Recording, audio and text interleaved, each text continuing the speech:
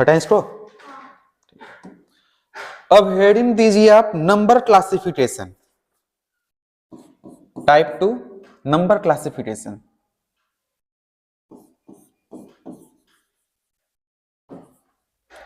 Number classification,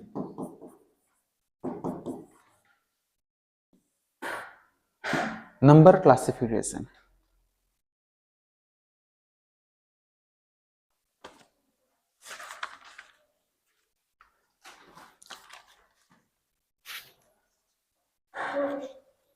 हो गया।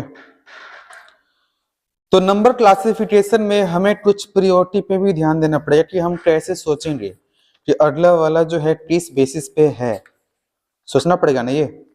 तो कैसे सोचेंगे हम लोग? तो हम सोचने के लिए यहाँ पे क्या किया जा सकता है, तो यहाँ पे हाउ टू थिंक। जैसे आपके समझ जो है सामने नंबर दिखाई देगा, तो वहां पे हम कैसे विचार करेंगे। तो सबसे पहले आप ये उसमें देख लो कि क्या उसमें अभाज्य संख्या है या नहीं है। अभाज्य संख्या, अगर अभाज्य संख्या नहीं है तो वहां पे देख लो फिर स्क्वायर है क्या, किसी नंबर क्या है वो स्क्वायर है क्या। जैसे अभाज्य की बात करते तो अभाज्य क्या होता है, वैसी संख्या जो 8 और स्वयं के अलावा किसी से भी विभाजित न हो। दैट मीन्स 2 3 5 7 ऐसे ऐसे। ये होमवर्क दिया गया था आपको, बना लियो क्या? 8 से 100 तक में बताइए तो कितने अभाज्य संख्या है? 27 है, जो कि एकदम गलत है, गलत है। देखिए इसमें कौन कौन मतलब नया नया है। हम यहाँ पे 25 to 25 यहाँ पे लिख रहे हैं।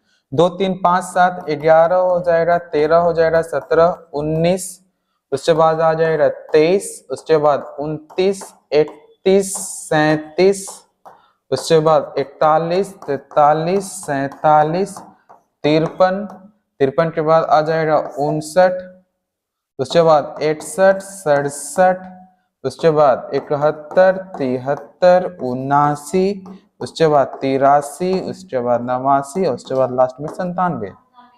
टोटल कितना यहाँ पर मिल गया? 1 2 3 4 5 6 7 8 9 10 11 12 13 14 15 16 17 18 19 20 21 22 23 24 25।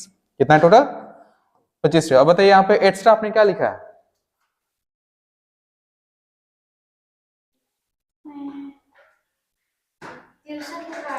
क्या 63 3 से नहीं कटता है? 3 दूनी 6, 3 एकम 3, 21 3 63, 73 तो है।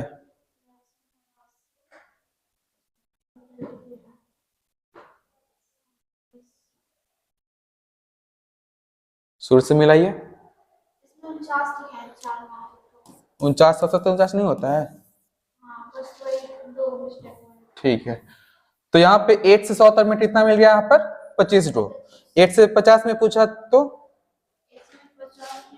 15 रो है, और 51 से 100 तक पूछा तो 10 रो हो जाएगा।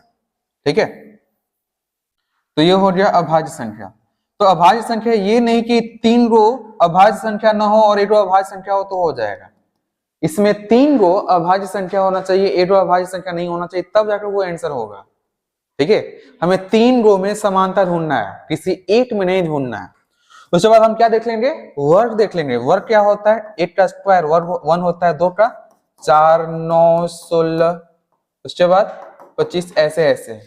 ठीक है, इसका मतलब आपको जो है स्क्वायर लगभग 8 से 30 तक आसानी से अच्छे से कंठस्थ याद होना चाहिए। उसके बाद में आपको 31 का 32 का 35 का 36 का 40 41 45 48 50 ये सब याद रहना चाहिए। ठीक, वर्ग के बाद हमारे पास तीसरा नंबर पे जो आ जाएगा वो होगा घन। घन के बेसिस पे, घन वाला में क्या होता है? 1 का क्यूब कितना होता है? 1 होता है, 2 का 8, 3 का 27, 4 का 64 ऐसे ऐसे। और ये लगभग जो है 10 तक आपको आसानी से याद रहना चाहिए, 10 तक।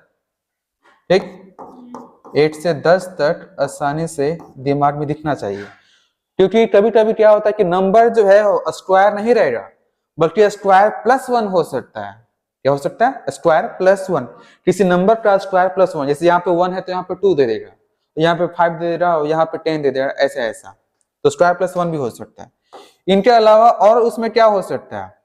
तो इसमें हो सकता है कि सम संख्या और विषम संख्या, सम संख्या के आधार पर या फिर विषम संख्या के आधार पर, और मान लीजिए इस बेसिस पे नहीं आ रहा तो वहां पे सम और विषम देखे जा सकते हैं। फाइनल। इसके अलावा क्या कुछ और भी हो सकता है क्या? तो जी हाँ, यहाँ पे अगला आ सकता है विभाज्यता के आधार पे, कि कौन कौन जो है किससे डिविजिबल है। विभाज्यता में जो मैक्सिमम सवाल अब तक में दिया है वो बेस बनाया है या तो 3 से या फिर 11 से, मैक्सिमम अब तक 3 से और 11 से। इनका नियम होता है, क्या होता है कि अंकों का योग, पता है इसका नियम क्या है? अंकों का योग अगर 3 से डिविजिबल है तो वो नंबर भी 3 से डिविजिबल होगा। जैसे यहाँ पे लिखा है 27, 7 2 कितना हो जाएगा? 7 2 9। क्या ये 9 3 से कटता है क्या? तो ये 27 भी 3 से कटेगा। यहाँ पे लिखा है 1 2 1 4 3 5, इतना बड़ा नंबर है ये, क्या ये 3 से कटता है? तो यहाँ पे अंकों को जोड़ देंगे, 3 4 4 4 8 8 3 11 11 5 16, ये 3 से कटता है? नहीं कटता है, इसका मतलब ये 3 से नहीं कटेगा। ठीक है ऐसा। उसी तरह से 11 वाला का रूल क्या होगा? 11 वाला का रूल ये बोलता है कि अल्टरनेट वाले नंबर 1 2 1 2, और यहां पे ले लेते हैं कितना? 2 ले लेते हैं मान लीजिए। ठीक है, इतना लिया गया। तो ये क्या नंबर 11 से कटता है नहीं कटता है, तो उसके लिए हम लोग जो है अल्टरनेट वाले को आपस में एक में जोड़ते हैं। 1 और 1 कितना हो गया? 2 2 2, यानी इधर से आ गया 4, इधर से दूसरा वाला जोड़ने पर 2 और 2 मिलकर, इधर वाला तो नहीं है ना 4। यदि इनका अंतर जो है 0 आ जाए, अंतर क्या आ जाए? यदि अंतर जो है 0 आ जाए या फिर 11 का मल्टीपल आ जाए, 11 आ जाए 22 आ जाए, ऐसा ऐसा 11 22 आ जाए 33 आ जाए, इसका मतलब 11 का डिविजिबिलिटी आ जाए, 11 से डिविजिबल नंबर आ जाता है तो वो नंबर भी 11 से डिविजिबल होगा। ये 11 का रूल बोलता है। जैसे 821, 1 और 1 मिलकर 2, इधर वाला तो नहीं है ना, तो ये 2 है हमारे पास, तो 2 और 2 का अंतर कितना होता है? 0, इसका मतलब ये भी 11 से कट जाएगा, हो जाएगा ऐसा। ठीक है, तो ऐसे सवाल में ये वाला चीज दे सकता है। तो 11 का ये पता है पहले से पता है ना, 3 का भी पहले से पता होगा। ठीक है, 2 का रूल पता है? नहीं, 2 का रूल कि 2 से कटता है या नहीं कटता है। कैसे पता करते हैं कि 2 से कट रहा है कि नहीं कट रहा है? उसके अंत में अगर 0 है 2 है 4 है 6 है 8 है तो पूरा नंबर जो है 2 से कट सकता है। इधर में कितना हूं यहाँ पे छाप दीजिए नंबर, अंत में ये रहना चाहिए तो 2 से कट जाएगा, है ना। इसके अलावा कभी कभी जो है 4 से भी दे देता है, और मान लीजिए कोई नंबर जो है 3 से सब कट रहा है, सब कट रहा है, तो वहां पे कुछ और विशेष भी देख लिया जाता है। जैसे यहाँ पे देखिए 6 9 18 और यहाँ पे 27, ये सब के सब जो है 3 से कट जा रहा है, तो अब यहाँ पे 3 से हमें छोड़ना पड़ेगा, कुछ और सोचना पड़ेगा। और हम 3 को छोड़ देते हैं तो यहाँ पे ये 9 से कट रहा है क्या? ये वाला भी 9 से कट रहा है, ये वाला भी 9 से कट रहा है, लेकिन ये वाला 9 से नहीं कट रहा है। इसका मतलब यहाँ पे ये वाला आंसर हम बना सकते हैं, क्यों? क्योंकि ये सब 9 से डिविजिबल है, ये वाला नहीं है। 3 से तो सब कट रहा था ना, तो वहां पे हमारे पास ये क्लासीफाई नहीं हो पाएगा उस बेसिस पे। तो विभाज्यता वाला मैक्सिमम जो सवाल पूछा है या तो 3 से या तो 11 से, है ना। उसके अलावा 4 से भी पूछ दिया है, 5 से अभी तक शायद नहीं पूछा है, 4 से भी पूछा हुआ है। फाइनल ऐसा। 3 से अगर मालूम नहीं है तो वो 9 से भी दे सकता है। तो इस बेसिस पे जो है आपसे सवाल पूछे जा सकते हैं विभाज्यता वाला पर। ठीक, अब सवाल इस पे कैसे रहते हैं, क्या इसको छापना है? छाप लो, देखा जाए इसके सवाल क्या क्या कैसे कैसे आते हैं। पहला 1 2 3 एंड 4, पहला सवाल रेडी। पहला सवाल यहाँ पे लिखा हुआ है 10 और यहाँ पे लिखा है 91, यहाँ पे 9 और यहाँ पे लिखा है 80, यहाँ पे 1 और यहाँ पे लिखा है 0 और यहाँ पे 6 और यहाँ पे लिखा है 35। यानी कि यहाँ पे इस सवाल में जो है नंबर पेयर्स में दिया हुआ है, तो पेयर्स वाला में हम कैसे विचार करेंगे। तो यहाँ से देखें कि 10 से हम 91 कैसे बना सकते हैं, 9 से 80 कैसे आ सकता है, 1 का 0 कैसे आ सकता है। तो हम ये ध्यान से देख रहे हैं कि ये 80 जो है ये 81 के बगल में है, और 81 एक खास नंबर होता है। 81 क्या होता है? ये 9 का स्क्वायर होता है, सही बात है क्या? ये 35 ये 36 के पास है क्या? और 36 क्या चीज है? तो ये 6 का स्क्वायर है, तो 6 है तो 6 का स्क्वायर 36 में से एक घटाने पे ये वाला आया है।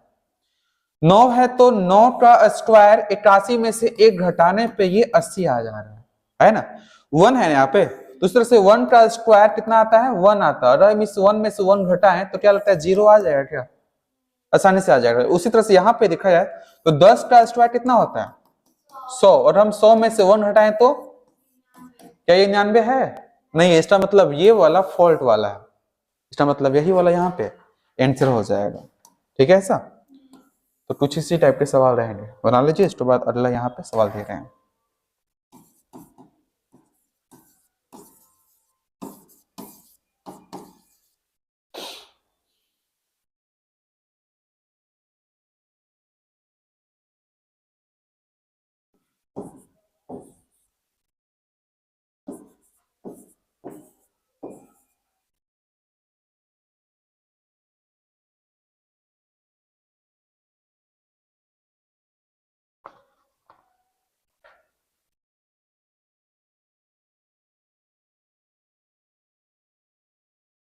इस सवाल पे विचार कीजिए, 4, 9, 36 और 25, इनमें क्या पैटर्न बनाया जा सकता है।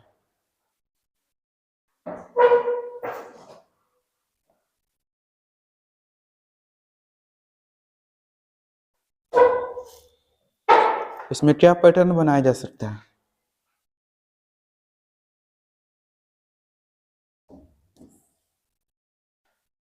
क्या दिमाग सोच पा रहा है। सबसे पहले हम कैसे विचार करें इस यहाँ पर, 4, 9, 36, 25, क्या आपको स्क्वायर याद है किसी का, 1, 2, 3 का स्क्वायर याद है। ये सब के सब तो स्क्वायर है, आपको नजर आ रहा है, तो ये ध्यान रखना पड़ेगा। ठीक है, पहले पहले अभाज्य, क्या ये अभाज्य है, नहीं है। ये अभाज्य है, नहीं है। अभाज्य छोड़ देंगे हम लोग। स्क्वायर देखें, क्या ये स्क्वायर है, जी हाँ। ये किसका स्क्वायर है, ये 2 का स्क्वायर है, ये वाला 3 का स्क्वायर है, और ये वाला 6 का स्क्वायर है, और ये वाला 5 का स्क्वायर है ना। ये तो सब के सब स्क्वायर है, सब के सब स्क्वायर है। तो स्क्वायर के बेसिस पे तो हम यहाँ पे क्लासिफाई नहीं कर पाएंगे। तो अब इसी में सोचेंगे हम लोग गहराई से कि ये जो किसी का स्क्वायर है उसमें ये क्या है, तो ये सम संख्या है क्या, ये वाला भी सम संख्या है। सही बोल रहे हैं क्या।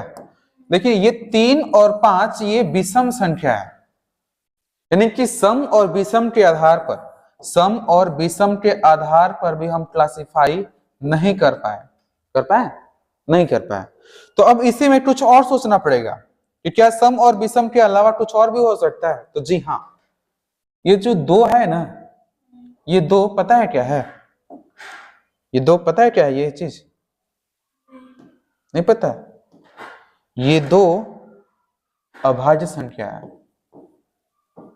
सही बोल रहे हैं क्या, 3 भी 5 भी, यानी कि पहला, दूसरा और चौथा वाला जो है अभाज्य संख्या का स्क्वायर है। लेकिन ये 36 जो है ये अभाज्य संख्या का स्क्वायर नहीं है, बल्कि भाज्य संख्या का स्क्वायर है। ये क्या है, ये भाज्य संख्या का स्क्वायर है, ये अभाज्य का स्क्वायर 3 गो। इसका मतलब यहाँ पे अलग कौन सा हो जाएगा, 36 वाला। इसका मतलब यहाँ पे फाइनल आंसर 36 हो जाएगा। ठीक है, तो कुछ इसी प्रकार से एग्जामिनेशन में सोचने पड़ेंगे। तो वो सोचने का जो पैटर्न होगा वो यहीं से जो है धीरे धीरे दिमाग में सेटलमेंट करना पड़ेगा।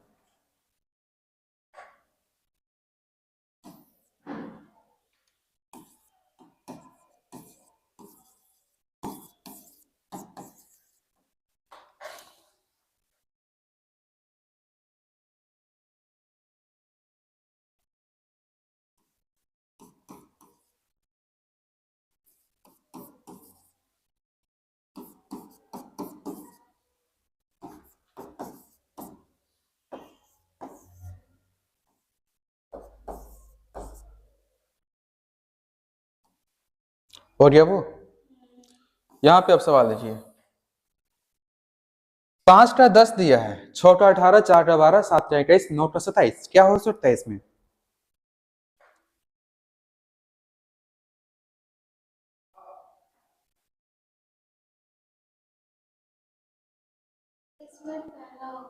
पहला वजह,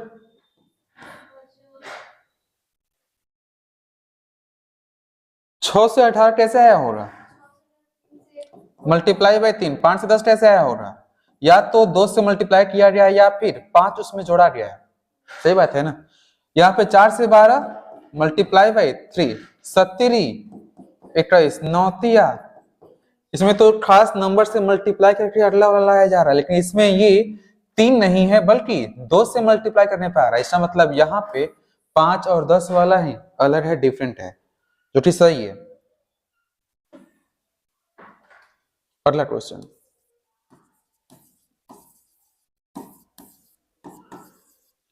रेडी। ये सारे क्वेश्चन जो प्रीवियस ईयर के हैं, मतलब पहले इस टाइप के सवाल पूछे जा चुके हैं पहले, या तो बैंक में, एसएससी में, ये सब में।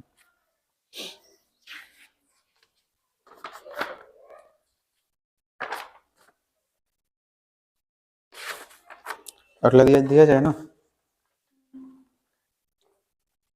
ये लीजिए, थोड़ा सा ठुपड़िया का इस्तेमाल करना है इसमें, ठीक।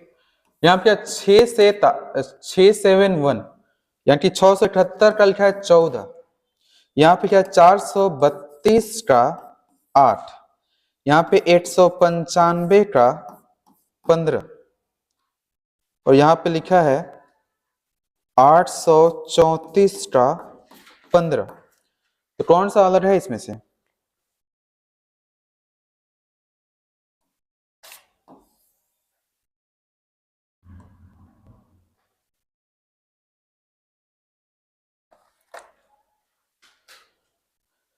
इसमें अलग कौन सा है? बड़ा नंबर है, छोटा नंबर है, तो कैसे क्या लाया गया होगा? या तो इधर से ये लाया गया होगा, नहीं तो इधर से ये लाया गया होगा। तो जब भी बड़ा नंबर रहता है ना, तो वहां पे अंकों को जोड़ के भी देखा जाता है। तो यहाँ पे हम अंकों को जोड़े तो कितना आ सकता है? 6 7 मिलकर 6 7 13 और 1 मिलकर, यानी कि यहाँ पे ये जोड़ने पे अंकों को मिल जाएगा कितना? 14 मिल जाएगा, यानी 6 + 7 + 1 मिल गया 14। यहाँ पे जोड़ी तो 4 3 7 2, यहाँ पे इनको जोड़ने पे आ गया कितना? 9, लेकिन यहाँ पे क्या है? यहाँ पे नहीं मिल रहा वैसा।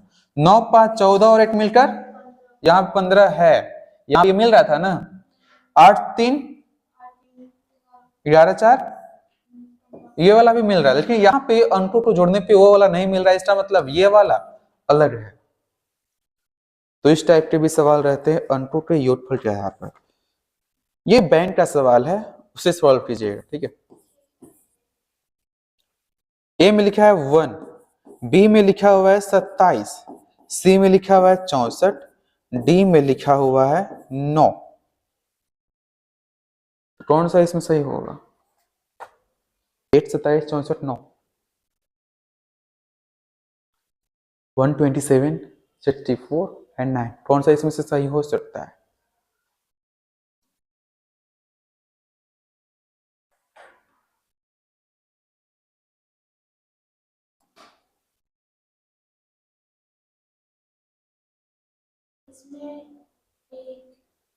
वन, आपने कहा यहाँ पे 1, कैसे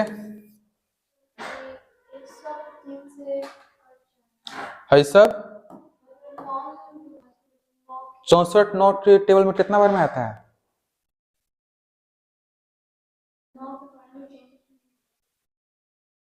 अभी तो आपने बोला कि वाला जो है नोट टेबल में नहीं है, वही सब है।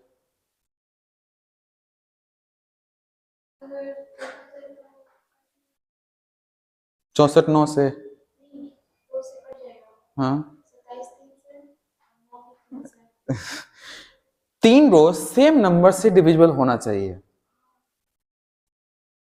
तो विभाजित है उसमें जो लिखवाया गया सबसे नीचे में लिखवाया गया है ना, विभाजित कहाँ लिखवाया गया है? सबसे नीचे में लिखवाया गया। तो सबसे पहले हम क्या चेक करेंगे? यहाँ पे अभाज्य फेल हुआ तो इस पे, ये फेल हुआ तो इसी में देखें कि अभाज्य वाला मिल रहा है क्या, ऐसा ऐसा। तो ये जो लिखवाया गया है ना, उसी के लिए लिखवाया कि पहले इस पे सोचेंगे, इस पे फेल हुआ तो इस पे, इसके बाद इस पे, इसके बाद इस पे, इसके बाद ऐसे विभाज्यता पे, ठीक।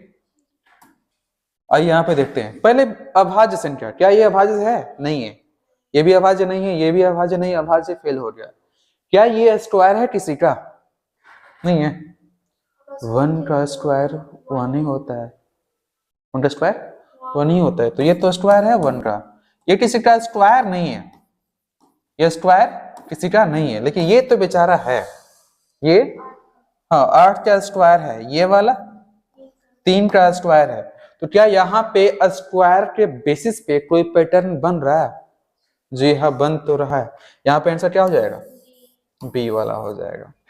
ठीक है, कोई बोलेगा यहाँ पे, कोई ये भी बोल सकता है कि सर आपने स्क्वायर के बेसिस पे यहाँ पे बी, तो यहाँ पे टिका आप लगवा दिए, क्या यहाँ पे 1 का क्यूब भी तो होता है?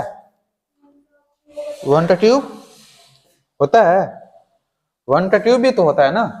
1 का क्यूब कितना होता है? 1 का क्यूब भी 1 ही होता है, और ये 3 का क्यूब भी 27 होता है, और ये 4 का क्यूब है, ये वाला 3 का केवल स्क्वायर है, किसी का क्यूब नहीं है। तो क्यूब के आधार पर ये 3 को मिल गया, यहाँ पे ये वाला अलग हो गया, तो वैसे बेसिस पे तो ये वाला होना चाहिए ना। तो हमने लिखवाया है कि वर्ग वाला ऊपर है